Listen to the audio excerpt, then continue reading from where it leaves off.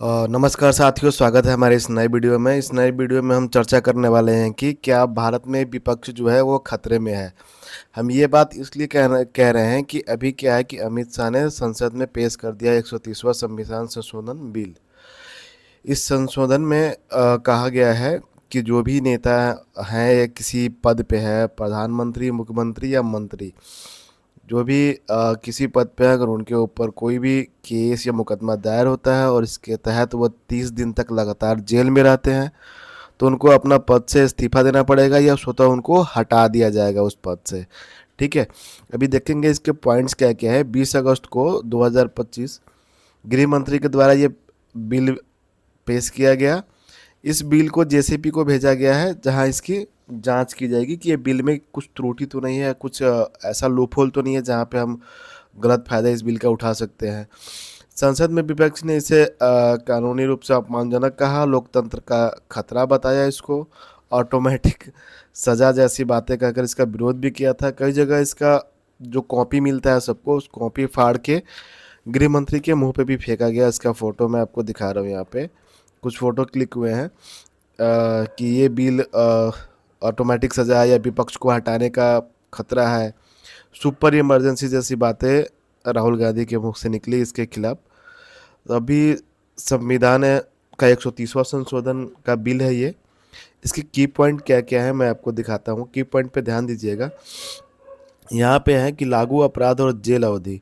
इसमें क्या है कि अगर कोई प्रधानमंत्री, मुख्यमंत्री या केंद्रीय या एक राज्य मंत्री अत्यंत गंभीर आरोप, जैसे आप देखिए, आरोप भी सारे आरोप नहीं, ऐसे आरोप जिसका सजा का प्रावधान संविधान में हमारे कम से कम 5 वर्ष का हो, ऐसे सजा में अगर वो जेल जाते हैं और उनको जमानत नहीं मिलती है, लगातार वो 30 दिन तक जेल के अंदर ही रह जाते हैं, तो उनको अपने पद से इस्तीफा देना पड़ेगा या अतः स्वतः उनके पद से उनको निष्कासित कर दिया जाएगा, हटा दिया जाएगा।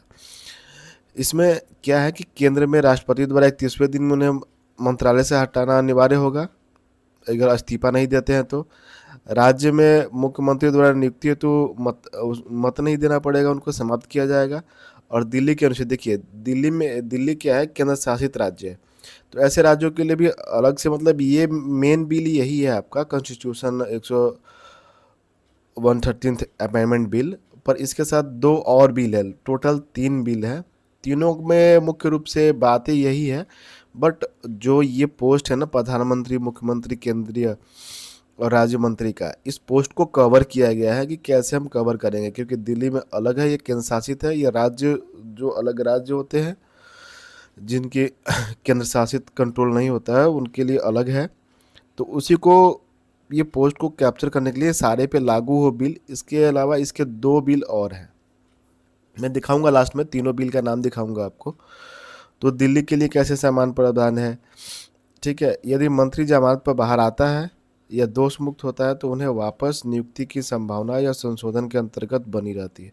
यानी कि मतलब अगर जमानत 30 दिन से पहले उनको जमानत मिल जाती है या फिर वो छूट जाते हैं केस से, तो उनका मतलब जो सीट है वो सीट बना रहेगा।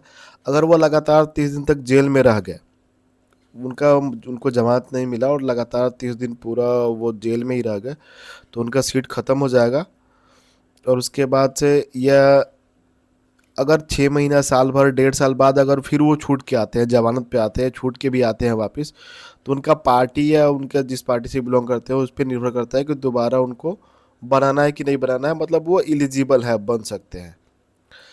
कुछ पॉलिटिकल रिएक्शन है, ये आपको दिखाने के प्रयास कर रहे हैं। प्रधानमंत्री मोदी का भी एक रिएक्शन है जिसमें विपक्ष को लेकर आरोप लगाया कि भ्रष्ट नेताओं को जेल से ही चलाने की शासन चलाने की आदत है। तो उसको, उसके लिए जनता के लिए जवाबदेही है कि लौटाने का प्रयास है कि मतलब ऐसा वो ना हो। अमित शाह ने भी कुल मिलाकर यही बातें कही कि उन्होंने एग्जाम्पल दिया, जैसे कि दिल्ली के मुख्यमंत्री अरविंद केजरीवाल के मामले में हुआ था। तो विपक्षी दलों का ये भी कहना है कि ये सत्ता चोर है, जो भी मतलब इनके पक्ष में नहीं आता है तो उनको धमकाने डराने के लिए ये कानून ऐसा लगा रहे हैं ताकि इनकी सरकार हमेशा बनी रहे। देखिए, बात तो कुल मिला के ये भी सही ही है कि इसका गलत उपयोग भी हो सकता है। अगर जो सत्ता पक्ष के पार्टी जो भी हो उस टाइम पे, अगर उसका साथ सामने वाला अगर विपक्षी नहीं देता है तो इसका भी वही हो सकता है कि चलो इसके ऊपर भी हथकंडा अपना लिया जाए ऐसे 30 दिनों वाला, तो इसका गलत उपयोग भी हो सकता है। देखिए अभी क्या, देखिए ये तीन वो बिल है। पहला the constitution 113th amendment bill 2025, the government of union territory amendment bill 2025, the Jammu and Kashmir reorganisation amendment bill 2025। देखिए ये मेन यही है 130वां संशोधन आपका। बाकी दो है कि इस पोस्ट को प्रधानमंत्री, मुख्यमंत्री, केंद्रीय मंत्री, इन सारे पोस्ट को कैसे कवर करना है इसमें, तो यूनियन टेरिटरी के अलग है। जम्मू कश्मीर जो हाल ही में इनके 370 हटे थे, उसके लिए भी अलग से अमेंडमेंट किया गया है। और कुल मिला के जो पॉइंट्स मैंने बताया आपका वही पॉइंट्स है। देखिए अब इसका समरी देख लेते हैं। समरी में क्या है कि ये जो बिल आया है, बिल का नाम है कॉन्स्टिट्यूशन 113th अमेंडमेंट बिल 2025। कब इसको लाया गया था? 20 अगस्त 2025 को।